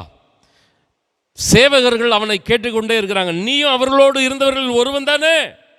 இல்லை, உன் பேச்சை பார்த்தா நீ அவனோடு கூட தான் இருந்த, நீ இயேசுவோடு கூட இருந்தவர்கள் ஒருத்தன் தான். மறுபடியும் ஃபோர்ஸ் பண்ணிட்டே இருக்கிறாங்க சேவகர்கள். அந்த நாட்களிலே ஒருவரை சபிக்கும் பொழுது அவர்களுக்கும் சபிக்கிறவர்களுக்கும் உறவு இல்லை என்று அர்த்தம். கர்த்தருக்கு ஸ்தோத்திரம். உடனே வேறு வழி இல்லாமல் இயேசுவுக்கும் தனக்கும் எந்த உறவும் இல்லை என்பதை அந்த சேவகர்கள் விளங்கிக் கொள்ள வேண்டும் என்பதற்காக இயேசுவை சபிக்கிற அளவுக்கு போனான். அவன் சபிச்சிட்ட பின்னாடி நீங்கள் பார்த்தீங்கன்னா சேவகர்கள் போயிட்டாங்க. அன்பானவர்களே, எவ்வளோ பெரிய பாதாளத்தில் விழுந்தான் பார்த்தீங்களா பேதுரு? ஆனால் ஆரம்பத்தில் சொன்னது என்ன? அந்த குடும்பம் வேணுமனா ஆகும், இவன் வேணுமனா விழுவான். நான் யார் தெரியுமா?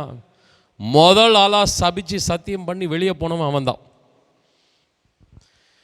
அன்பானவர்களே, ஆனால் பேதுரு செய்த ஒரு நற்காரியம் என்ன தெரியுங்களா? ஆண்டவருக்கே மகிமை. நான் செய்தியின் ஆரம்பத்தில் மறுபடியும் வருகிறேன். யார் ஒருத்தர் அந்த தேவ சமூகம், தேவனுடைய வார்த்தை, தேவனை உறுதியாக பற்றி கொள்கிறாங்களோ, தோல்விகள் வரலாம், தடுமாற்றங்கள் வரலாம், ஆனால் அவர்கள் ஜெயிக்கிறவர்களாக இருப்பார்கள். ஆமென். பேதுரு செய்த நல்ல காரியம் என்ன தெரியுங்களா? தேவனை விட்டு விலகவே இல்லை. அவன் சத்தியம் பண்ணது உண்மைதான், சபிச்சது உண்மைதான், மறுதளிச்சது உண்மைதான். ஆனால் தேவனுக்கு பக்கத்தில் வரலையானாலும் கொஞ்சம் தூரத்தில் நின்று தேவனை ஃபாலோ பண்ணிகிட்டே இருந்தான்.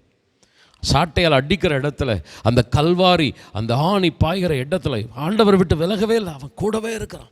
தேவ சமூகத்திலேயே ஒருவேளை அந்த குற்ற மனசாட்சியில் கொஞ்சம் தூரத்தில் இருந்தாலும் அவன் வெளியே போயில, சபையை விட்டு தேவ சமூகத்தை விட்டு அப்படியே ஃபாலோ பண்ணிகிட்டே இருக்கிறான். அத்தனை வலிகள் வேதனைகளுக்கு மத்தியிலும் தூரத்திலிருந்து ஆண்டவராக இயேசு கிறிஸ்துவின் கண்கள் பேதுருவை ஊற்று கவனித்தது. பேதுருவின் கண்கள் இயேசுவை பார்க்கிறது, இயேசுவின் கண்கள் பேதுருவை பார்க்கிறது. பார்வையிலேயே செய்திகள் பரிமாறிக்கொள்ளப்பட்டன.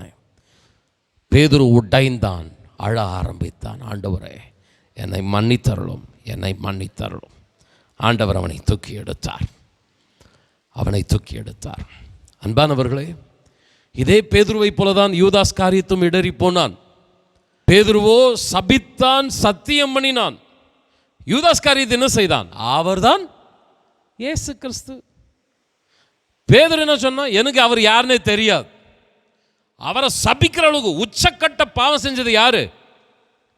பேதுரு.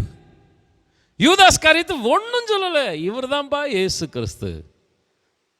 ஆனால் யூதாஸ் காரியம் செய்த பாவம் என்ன தெரியுங்களா? தேவ சமூகத்துக்கு வரவே இல்லை. போனான், நான் தப்பு பண்ணிட்டேன்னு இயேசுவின் பாதத்தை பிடித்து சொல்ல வேண்டியவன் பிரதான ஆசாரியர்கள்கிட்ட போனான். நான் தப்பு பண்ணிட்டேன், அது உம்பாடு. சபையை விட்டு தேவ சமூகத்தை விட்டு விலகி போகும்போது சாத்தான் அப்படியே விழுங்கிடுவான். யூதாஸ் காரியத்தை செய்த பெரிய தப்பு என்ன தெரியுங்களா? ஆண்டவரே, நான் தப்பு பண்ணிட்டேன்னு சொன்னால் பேதுருவை மன்னிச்சவர் யூதாஸ் காரியத்தை என்ன பண்ணியிருப்பார்? கண்டிப்பாக மன்னிச்சிருப்பார். ஆனால் யூதாஸ் காரியத்தை செய்த தவறு தேவ சமூகத்துக்கு மறுபடியும் வரவே இல்லை. அவன் சபையை விட்டு ஆண்டவருடைய சமூகத்தை விட்டு தூரமாக போயிட்டான். பிரதர்ஸ் அண்ட் சிஸ்டர்ஸ், நான் உங்களிடத்தில் அன்பாக ஒரு காரியத்தை சொல்கிறேன். வாழ்க்கையில் தடுமாற்றங்கள், வீழ்ச்சிகள் சந்திக்காத நபர் யாரும் இல்லை. எல்லாருமே விழுந்து விழுந்து தான் எழுந்திருக்கிறார்கள். வேதம் சொல்லுகிறது, நீதிமான் 7 தரம் விழுந்தாலும் எழக்கூடியவன் தான் நீதிமான். ஒருவேளை அன்பானவர்களே, ஆண்டவர் உங்களை நீதிமான்னு பார்க்கும்போது, மனுஷன் ஒருவேளை உங்களுடைய பழைய வாழ்க்கையை சுட்டி காட்டி அவன் அப்படி இருந்தான், இவன் இப்படி இருந்தா அப்படின்னு மனிதர்கள் உங்களுடைய பாவத்தையே சுட்டி காட்டிட்டு இருக்கலாம், உங்களுடைய பழைய வாழ்க்கையே உங்களை குற்றப்படுத்திட்டு இருக்கலாம். ஆனால் விழுகிற இடத்திலிருந்து எழுந்து நிற்கிறவனை பரலோகம் சொல்லுகிறது, நீ நீதிமான். எத்தனை பேர் ஆமென் சொல்றீங்க? நீதிமான் யார் தெரியுமா? சிங்கத்தை போல தைரியமா இருப்பான். இந்த பேதுரு விழுந்து போனவன் தான், ஆனா எழுந்ததுனால சிங்கத்தை போல தைரியமா மாறிட்டான். இந்த பேதுரு தான் 1ஆம் நூற்றாண்டிலே திருச்சபையிலே அசாதாரண காரியங்களை செய்தான்.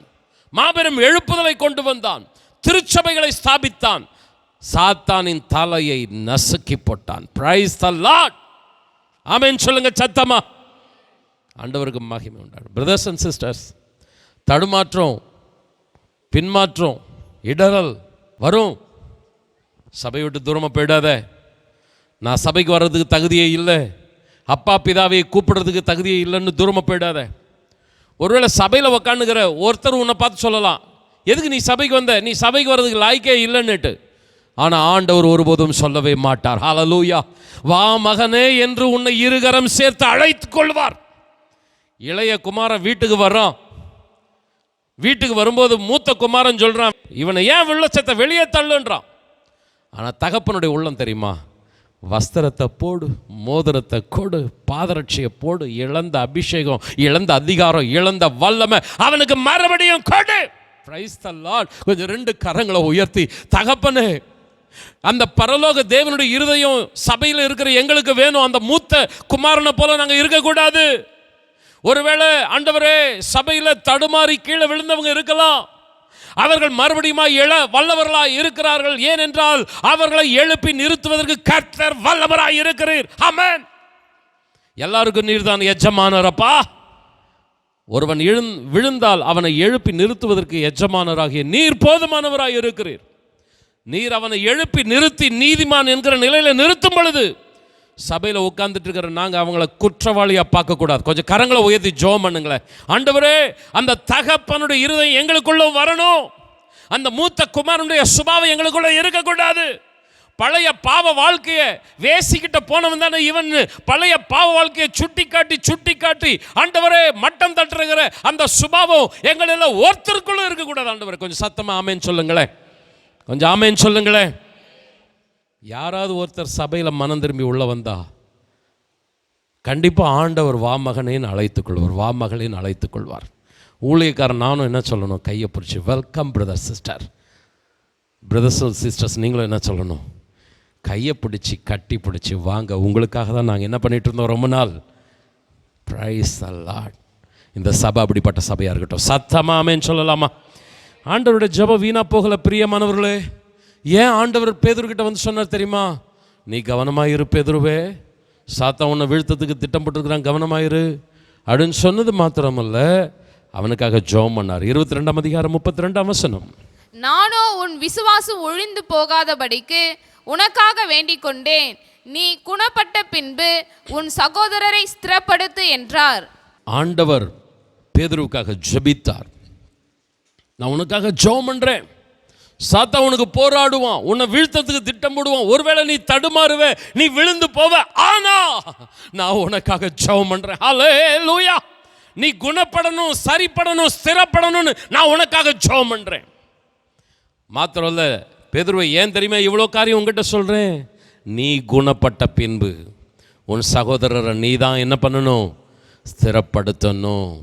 உனக்கு இத்தனை காரியங்களை நான் வெளிப்படுத்துறதுக்கு காரணம் உன்னோடு கூட இருக்கிற சீஷர்களை மாத்திரமல்ல, நாளைக்கு உன்னால் ஏற்படுத்தப்பட போகிற திருச்சபை, நாளைக்கு பல ஆயிரம் ஆண்டுகளுக்கு முன்பதாக இப்படி ஷேன்பாக்கத்தில் உருவாகிற சபைகளைப் போல பல சபைகள், இந்த சபைகளில் உள்ள சகோதரர்கள் ஸ்திரப்படுத்தப்பட வேண்டுமானால் நீ முதல்ல குணப்படு. ஆமென் சொல்லுங்களேன்.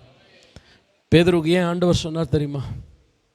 கண்டிப்பாக நீ எழுந்துருவே, ஏன்னா நான் உனக்காக ஜெபம் பண்ணுறேன். நீ எழுந்து உனக்காக மாத்திரம் இருக்காத, உன் சகோதரர்களுக்காக செயல்படு. பிரதர்ஸ் அண்ட் சிஸ்டர், நான் முடிக்கிறேன். கர்த்தருக்கு ஸ்தோத்திரம். எத்தனையோ பாடுகள் போராட்டங்கள் வழியில் தாங்க நம்மளும் வந்துட்டுருக்குறோம். இன்றைக்கி நம்ம நிற்கிறது தேவனுடைய கிருபை. எத்தனை பேர் ஆமென் சொல்கிறீங்க? நாம் நிர்மூலமாகாது இருக்கிறது தேவனுடைய சுத்த கிருபை. தீயை கடந்து போயிருக்கிறோம், தண்ணீரை கடந்து போயிருக்கிறோம், மனிதர்கள் நம்முடைய தலை மீது ஏறி சென்று இருக்கிறார்கள். இன்றைக்கு நம்முடைய வாழ்க்கையை திரும்பி பார்ப்போமானால் இன்றைக்கு நாம் மண்ணோடு மண்ணாய் போயிருக்க வேண்டும். நம்மை புதைத்த இடத்திலே மரமே முளைத்திருக்க வேண்டும். அந்த அளவுக்கு போராட்டங்களை நாம் பாடுகளை சந்தித்திருக்கிறோம். ஆனால் கிருபையாய் கர்த்தர் நம்மை பாதுகாத்து நடத்தி வந்திருக்கிறார். சத்துரு போட்ட திட்டங்கள் தவிடுபொடியானது. எத்தனை பேர் ஆமேன் சொல்றீங்க? கொஞ்சம் சத்தமா ஆமேன் சொல்லுங்களேன். வாலிப தம்பிமார்கள் கொஞ்சம் கரங்களை உயர்த்தி ஆமேன் சொல்லுங்க. ஹல்லேலூயா. உங்களை வீழ்த்துவதற்கு சாத்தான் திட்டம் போட்டான், குடும்பங்களை கவிழ்ப்பதற்கு சாத்தான் திட்டம் போட்டான். ஆனால் நீங்கள் பத்திரமாக நிற்கிறீர்கள். கரங்களை உயர்த்தி சத்தமாக ஆமென் சொல்லுங்க. அன்பானவர்களே, நீ குணப்பட்ட பின்பு உன் சகோதரர் என்ன பண்ணு? ஸ்திரப்படுத்து. மற்றவர்களை நீ ஸ்திரப்படுத்தணும். மற்றவர்களுக்காகவும் நீ என்ன செய்யணும்? திறப்பின் வாசலை நிற்கணும். உனக்காக நான் பரிந்து பேசுகிறேன், நீ அடுத்தவர்களுக்கு ஆசீர்வாதமாக இருக்கணும். நிச்சயமாக நான் நம்புகிறேன். என்னுடைய வாழ்க்கையில் ரட்சிக்கப்பட்ட நாளில் இருந்து நான் ஒரே ஸ்டாண்டர்டாக கிறிஸ்தவ வாழ்க்கையில் வைராக்கியமாக வாழ்கிறேன்னு நான் சொல்ல மாட்டேன். துணிகரமாக நான் அப்படி சொல்ல மாட்டேன். இந்த பலிபீடத்திலிருந்து நான் தடுமாறின காலங்கள் உண்டு, நான் விழுந்து போன காலங்களும் உண்டு. ஆனால் ஆண்டவர் இயேசு எனக்காய் பரிந்து பேசினார். காரணம், என் மகன் இவன் குணப்பட்ட பின்பு அநேகரை ஸ்திரப்படுத்துகிறவனாக இருப்பான். ஆதலால் ஆண்டவரே இவனுக்காக நான் ஜெபம் பண்றேன்ட்டு ஆண்டவர் எனக்காக ஜெபித்தார். உங்களுக்காகவும் கர்த்தர் ஜெபித்திருக்கிறார். இன்னைக்கு நீங்கள் நிற்கிறீங்கன்னா அது தேவனுடைய ஜெபத்தினால். ஹல்லேலூயா. உங்கள் குடும்பத்துக்குள்ள அக்கம் பக்கம் உட்காந்துட்டு இருக்கிறீங்க பாருங்க, உங்களுடைய பிரதர்ஸ் அண்ட் சிஸ்டர்ஸ் அவர்களை ஸ்திரப்படுத்து. உன் சகோதரரை ஸ்திரப்படுத்து. யார் பிரதர்ஸ்? உன் கூட பிறந்தவங்க தானா பிரதர்ஸ் அண்ட் சிஸ்டர்ஸ்? ஆண்டவர் இயேசு சொல்றார், ஒருவன் தேவனுடைய சித்தத்தின்படி செய்கிறவன் எவனோ அவனை எனக்கு சகோதரனும் சகோதரியுமாய் தாயும் தகப்பனுமாய் எல்லாவற்றுக்கும் எல்லாமுமாய் இருக்கிறார்கள். ஹல்லேலூயா. நமக்கு சொந்த பந்தங்கள் தேவைதான்.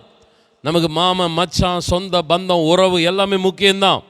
ஆனால் ரட்சிக்கப்பட்டு சபையில் உட்கார்ந்து இருக்கிற நாம் தான் சகோதரர்கள் சகோதரிகள். ஹல்லேலூயா. இன்னும் ரட்சிக்கப்பட வேண்டியவர்கள் சபைக்கு வெளியே இருக்கிறார்கள். அவர்களும் ரட்சிக்கப்பட்டு சபைக்குள் வர வேண்டும். அவர்களும் நம்முடைய சகோதரர்கள். அவர்களை ஸ்திரப்படுத்த வேண்டிய கடமை நமக்கு இருக்கிறது. அருமையானவர்களே, நான் 2 வார்த்தையை சொல்லி முடிக்கிறேன்.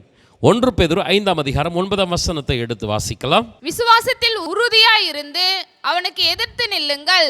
உலகத்தில் உள்ள உங்கள் சகோதரர் இடத்திலே அப்படிப்பட்ட பாடுகள் நிறைவேறி வருகிறதென்று அறிந்திருக்கிறீர்களே. யாக்கோபுல நம்ம பார்த்த அதே வசனம் தான் இங்கேயும் பார்க்கிறோம். விசுவாசத்தில் உறுதியாக இருந்து அவனுக்கு எதிர்த்து நில்லுங்கள். யாக்கோபுல வாசித்தோம், தேவனுக்கு கீழ்ப்படிந்திருங்கள், பிசாசுக்கு எதிர்த்து நில்லுங்கள், அப்பொழுது அவன் உங்களை விட்டு ஓடி போவான். அதுக்கு அடுத்து பேதுரு என்ன சொல்றார் பாருங்க, முக்கியமா இதை கவனிங்க. உலகத்தில் உள்ள உங்கள் சகோதரரிடத்திலே அப்படிப்பட்ட பாடுகள் நிறைவேறி வருகிறது என்று அறிந்திருக்கிறீர்களே. உலகத்தில் உள்ள உங்கள் சகோதரரிடத்திலே. பிரதர் சிஸ்டர், ஒரு காரியத்தை சொல்றேன், நீ போயிட்டு இருக்கிற பிரச்சனை உனக்கு மட்டும்தான் இருக்குதுன்னு நினைச்சிட்டு இருக்கிறியா? நீ போற கண்ணீரின் பாதையை பல சகோதரர்கள் சகோதரிகள் நடந்து போய் கொண்டிருக்கிறார்கள். அநேகர் உன்னை போலவே பாடுபட்டு கொண்டிருக்கிறார்கள். உங்களுக்காக மாத்திரம் நீங்க நினைக்காதீங்க. நீ குணப்படு, உன் சகோதரர் என்ன பண்ணு, ஸ்திரப்படுத்து. ஜெபம் பண்ணுங்க, ஆண்டவரே என்ன போல பாடுகள் மத்தியில் இருக்கிறவங்களுக்காக ஜெபம் பண்றோம். ஒருவேளை நீங்க என்ன பிரச்சனையில் இருக்கிறீங்க, அந்த பிரச்சனையை அப்படியே சகோதரர்களுக்கு பொருத்தி ஜெபம் பண்ணுங்க. என்ன போல யாரோ ஒருத்தர் பாடுபட்டு இருக்கிறாங்க, அவர்களுக்காக ஜெபம் பண்ற ஆண்டவரே. அவர்களும் வாழ்க்கையில ஜெயிக்கணும், அவருடைய வாழ்க்கையில் போராடுகிற சாத்தான் தோக்கணும். எத்தனை பேர் ஆமென் சொல்றீங்க? அடுத்தவர்களுக்காக ஜெபம் பண்ணுங்க. ஒருவேளை அவருடைய முகம் தெரியாமல் இருக்கலாம், அவங்க யாருன்னு தெரியாமல் இருக்கலாம். வேதம் சொல்லுகிறது, உங்களை போலவே பாடுபடுகிற சகோதரர்கள் உலகத்திலே பல சபைகளிலே, பல தேசங்களிலே, பல இடங்களிலே, பட்டணங்களிலே இருக்கிறார்கள். அவர்களையும் நீங்கள் ஜெபத்தில் நினைக்க வேண்டும். பேதுரு இதை இன்னொரு கூடுதலாக சொல்றார், மனுஷருக்கு நேரிடுகிற சோதனையை எல்லாமே வேற சோதனை உங்களுக்கு என்ன பண்ணல, வரலப்பா. கிறிஸ்தவர்களுக்கு மட்டும்தான் ஸ்பெஷல் சோதனையா? எல்லா மனுஷனுக்கு வர சோதனை தான் உங்களுக்கு வருது. ஆனால் ஒரு கிரேஸ் என்னன்னா, தேவன் உண்மையுள்ளவராக இருக்கிறார், நம்மை சோதனைகளை தாங்கக்கூடிய பலனை தருகிறார், சோதனையிலிருந்து தப்பிக்கொள்ளக்கூடிய வழியை நமக்கு உண்டாக்குகிறார். இந்த சத்துருவை ஜெயிக்கக்கூடிய பலனை நமக்கு தருவார். ஆமென் சொல்லுங்களேன். இந்த சத்துருவை வீழ்த்தக்கூடிய வலிமையை, அந்த போக்கை, வழியை கர்த்தர் நமக்கு உண்டாக்கி தருவார். இன்றைக்கு ஆண்டவருடைய நாமத்தினால உங்களுக்கு நான் சொல்கிறேன், எந்த காரியத்தில் சத்ருவால் நீங்கள் ஒடுக்கப்பட்டு இருக்கிறீர்கள், கலங்கி கொண்டு இருக்கிறீர்கள், உங்களுடைய இருதயத்தில் இந்த வார்த்தைகளை ஆழமாக உள்வாங்கிக் கொள்ளுங்கள். ஒரு நாள் வரப்போகிறது, என்னை கண்ணீர் விட வைத்து கொண்டிருக்கிற இந்த சத்துருவை நான் என் கால்களின் கீழாக நசுக்கப் போகிறேன். கரங்களை தட்டி ஆவியில் நிறைந்து ஹல்லேலூயா, இயேசுவின் நாமத்தினால ஆண்டவர் திருச்சபையில் இருக்கிற ஒவ்வொரு குடும்பத்திற்கும், ஒவ்வொரு நபருக்கும் இப்படிப்பட்ட அபிஷேகத்தை, வலிமையை, அதிகாரத்தை கர்த்தர் தருவீராக. சத்தமா ஆமென் சொல்லுங்களாமா? பவுல் அப்போஸ்தலன் பெரிய ஊழியக்காரங்க, அவன் சொல்றான், என்னை குட்டும் சாத்தானுடைய தூதன். ரொம்ப ரொம்ப பெயின்ஃபுல் மினிஸ்ட்ரி. அவனுடைய ஊழியத்தில், அவனுடைய சரீரத்தில், அவனுடைய குடும்பத்தில் வலின்னா வலி, அப்படிப்பட்ட வலி. அந்த குட்டும் சாத்தான் அவனுடைய உடம்புல இருக்கிற வியாதியா, அவனுடைய குடும்பத்தில் ஒத்துழைக்காத அவனுடைய குடும்ப அங்கத்தினர்களா, அல்லது சதா அவன் ஊழியத்தில் வருகிற போராட்டமா தெரியல. இதுதான் பைபிள் எந்த ஒரு அடையாளமும் கொடுக்கல. ஆனா அந்த முள்ளுக்காக ஜெபம் பண்றா, இது ரொம்ப சாத்தான மாதிரி கொட்டிட்டு இருக்குதுன்ட்டு ஆண்டவர் சொல்றார், ஏன் கிருபை உனக்கு போதும், ஹல்லேலூயா, என் வல்லம் உன் மேல தங்கும். ஆமென். அந்த வல்லமையை வைத்து சாத்தான நசுக்கணும். கொஞ்சம் 2 கரங்களை உயர்த்தி, ஆண்டவரே அப்பா, உம்முடைய ஜனங்களை நசுக்கி கொண்டு இருக்கிற, குட்டி கொண்டு இருக்கிற, வேதனைப்படுத்தி கொண்டு இருக்கிற அந்த சாத்தானின் கிரியைகளை இயேசுவின் நாமத்தினால உமது ஜனங்கள் தங்களுடைய கால்களின் கீழாக நசுக்கி போடும்படி கிருபைகளை தருவீராக, வல்லமையை கொடுப்பீராக. சத்தமாமேன்னு சொல்லுங்களேன். இந்த வசனத்தெல்லாம் சொல்றதுக்கு முன்னாடி ஒரு வசனத்தை பேதுரு சொல்றார், அதை வாசிச்சு அப்படியே முடிக்கிறது. 1 பேதுரு 5ஆம் அதிகாரம் 7ஆம் வசனம். அவர் உங்களை விசாரிக்கிறவர் ஆனபடியால் உங்கள் கவலைகளை எல்லாம் அவர் மேல் வைத்து விடுங்கள். அதிகமான கவலை, அதிகமான பாரம் நம்முடைய மனதை தெளிவாக வைத்திருக்காது. முழங்காற்படியிடலாமா? நிறைய நீங்கள் கவலைப்பட்டீங்கன்னா, நிறைய டென்ஷன் ஆனீங்கன்னா உங்களுடைய மனசு தெளிவாக இருக்கவே இருக்காது. சில வாரங்களுக்கு முன்னாடி நான் கொடுத்த செய்தியை மறுபடியும் நான் நினைப்பூட்டுறேன். அமர்ந்த தண்ணீர். ஆண்டவர் உங்களை என்னை அந்த அமர்ந்த தண்ணீர் அண்டையில் நடத்துவாராக. ஒரு பீஸ்ஃபுல் மைண்ட். ஹல்லேலூயா. உங்களுடைய இருதயம் கலங்கின்னு இருக்கக்கூடாது. ஏன்னா நீதிமொழிகளை வாசிக்கிறோம், மனுஷனுடைய இருதயத்தில் உள்ள கவலை அந்த இருதயத்தை என்ன செய்யுமா, ஒடுக்குமா. வேணா பிரதர் சிஸ்டர், சாத்தா இவ்வளோ கஷ்டத்தை கொடுக்குறானே, இவ்வளோ போராடுறானே அப்படின்னு கவலைப்பட்டு ஒடுங்கி கொண்டு இருக்காத. நீ ஒடுங்கி முடங்கி கிடக்கிறதுக்கு நீ ஒரு சாதாரண மனுஷன் கிடையாது, உலக மனுஷன் கிடையாது. பரலோகத்தின் வல்லமையை, பரலோகத்தின் அபிஷேகத்தை, அவருடைய அதிகாரத்தை பெற்ற நீ தேவனது மகன், தேவனது மகள். நீ எதிர்த்து நின்னால் சாத்தான் நடுங்கி உங்களை விட்டு ஓடுவான். ரெண்டு கரங்களை உயர்த்தி, ஆண்டவரே இந்த காலவெளியில் நாங்கள் ஜெபம் பண்றோம். ஆண்டவரே, குடும்பங்களிலே காணப்படுகிற ஆண்டவரே கண்ணீரின் சூழ்நிலையில் கர்த்தர் மாற்றுவீராக. ஆண்டவரே தகப்பனே, அவன் கெர்ச்சிக்கிற சிங்கம் போல இருந்தாலும் உண்மையில் அவன் ஒரு கோழை. அவனை ஜெயிப்பதற்கு எங்களுக்கு நீர் கொடுத்திருக்கிற ரட்சிப்பின் அபிஷேகத்துக்காக ஸ்தோத்திரம். ஆட்டுக்குட்டியின் ரத்தத்தினால, சாட்சியின் வசனத்தினால சாத்தானை நாங்க ஜெயிக்க முடியும். கொஞ்சம் ரெண்டு கரங்களை உயர்த்தி முடிய. ரத்தத்தினால நாங்க கழுவப்படணும் அப்பா. அந்த ரத்த கோட்டைக்குள்ள எங்களுக்கு ஒரு பாதுகாப்பு உண்டு. ஹல்லேலூயா. உலகத்துல இருக்கிறவனை காட்டிலும் எங்களுக்குள் இருக்கிறவர் பெரியவர். கரங்களை நல்லா தட்டி ஆவியில நிறைந்து இயேசுவின் நாமத்தினால இதோ சர்ப்பங்களையும் தேள்களையும் மிதிக்க, சத்துருவின் சகல வல்லமையை மேற்கொள்ள உங்களுக்கு அதிகாரம் கொடுக்கிறேன். ஒன்றும் உங்களை சேதப்படுத்தாது. ஹல்லேலூயா. ஆண்டவரே கிருபை தாரும் அப்பா. ஏன் ஆண்டவர் பேதுருக்கிட்ட சொல்றார் தெரியுமா? பேதுரு கவனமாயிரு. அந்த பேதுரு தான் இன்னைக்கு உங்களுக்கும் எனக்கும் சொல்றார், கவனமாயிரு. நிச்சயமா சோதனை உண்டு, அதுக்கு யாரும் தப்ப முடியாது. இயேசுவே சோதிக்கப்பட்டார். பேதுரு பிரதான அப்போஸ்தலன் சோதிக்கப்பட்டான். நீங்களும் நானும் விதி விலக்கல்ல. ஆனால் பயப்பட வேண்டிய அவசியம் இல்லை. அந்த சோதனைக்காரன் தோல்வி அடைவான். அவன் ஒரு கோழை, அவன் ஒருபோதும் ஜெயிக்க மாட்டான். ஆண்டவர் உனக்காக வழக்காடுவார், உனக்காக யுத்தம் செய்வார். உனக்காக ஆண்டவர் பரிந்து பேசிக்கொண்டு இருக்கிறார்.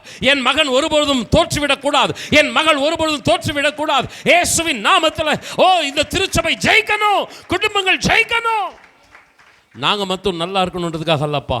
நாங்கள் குணப்பட்ட எங்கள் சகோதரரை ஸ்திரப்படுத்துவோம். யோபு தன் சகோதரர்களுக்காக, சிநேகிதர்களுக்காக ஜெபம் பண்ணான். கர்த்தர் அவனுடைய சிறையிருப்பை மாற்றினார். மற்றவங்களுக்காக ஜெபம் பண்ணு. உன்னையே நினைச்சிட்டு இருக்காத. நீ நல்லா இருக்கணும்னு மாத்திரம் பிரயாசப்பட்டு ஜெபம் பண்ணிட்டு இருக்காத.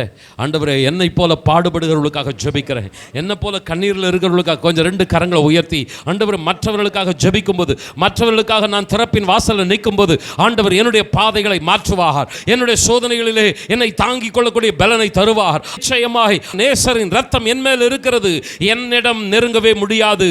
ஓ ஹல்லேலூயா. உலகத்தில் இருக்கிற அந்த சாத்தானை விட எனக்குள் இருக்கிறவர் பெரியவர். கரங்களை தட்டி கர்த்தரை மகிமைப்படுத்துவோமா? ஹல்லேலூயா. நேசரின் ரத்தம் என் மேலே நெருங்காது, சாத்தான் பாசமாய் சிலுவையில் பலியானார், பாவத்தை வென்று விட்டார். இயேசு பாசமாய் சிலுவையில் பலியானார், பாவத்தை வென்று விட்டார். ரத்த கோட்டைக்குள்ளே நான் நுழைந்து விட்டேன், இனி எதுவும் அணுகாது, எந்த தீங்கும் தீண்டாது. இம்மட்டும் உதவின எபினேசரே, இனியும் காத்திடுவார். இம்மட்டும் உதவின எபினேசரே, இனியும் காத்திடுவார். உலகிலே இருக்கும் அவனை விட என் தேவன் பெரியவரே. இந்த உலகிலே இருக்கும் அவனை விட என் தேவன் பெரியவரே. கோட்டைக்குள்ளே நான் நுழைந்து விட்டேன், இனி எதுவும் அணுகாது, எந்த தீங்கும் தீண்டாது. ரத்த கோட்டைக்குள்ளே நான் நுழைந்து விட்டேன், இனி எதுவும் அணுகாது, எந்த தீங்கும் தீண்டாது. கரங்களை நல்ல தட்டி ஆவில நிறைந்து.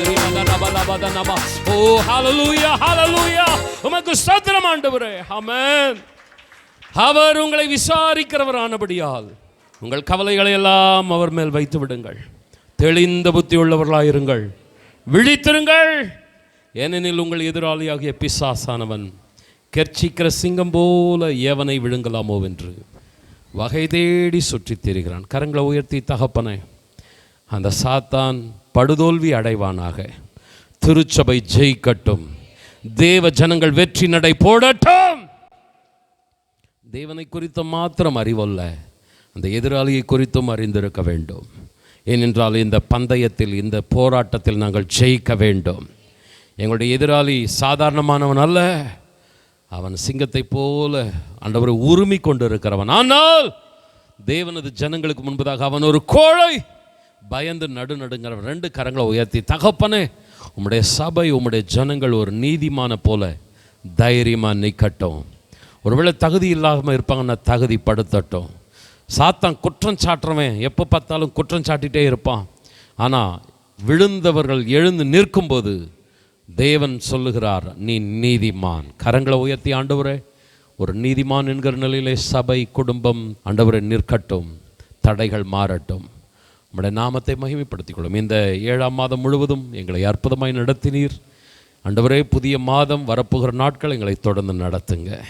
வந்த ஒவ்வொருவரையும் ஆசீர்வதிங்க. இயேசுவின் நாமத்தில் ஜெபிக்கிறோம் நல்ல பிதாவே, ஆமென். என் ஆத்துமாவே கர்த்தரை ஸ்தோத்திரி, என் முழு உள்ளமே பரிசுத்த நாமத்தை ஸ்தோத்திரி. என் ஆத்துமாவே கர்த்தரை ஸ்தோத்திரி, கர்த்தர் செய்த சகல உபகாரங்களை மறவாதே, ஆமென். நம்முடைய கர்த்தராகிய இயேசு கிறிஸ்துவின் கிருபையும், பிதாவாகிய தேவனது அன்பும், பரிசுத்த ஆவியானவருடைய நிறைவான ஆசீர்வாதமான வழிநடத்துதலும் நம் அனைவரோடு கூட என்றென்றும் தங்கியிருப்பதாக, ஆமென். Praise the Lord. கர்த்தர் உங்களை ஆசீர்வதிப்பாராக.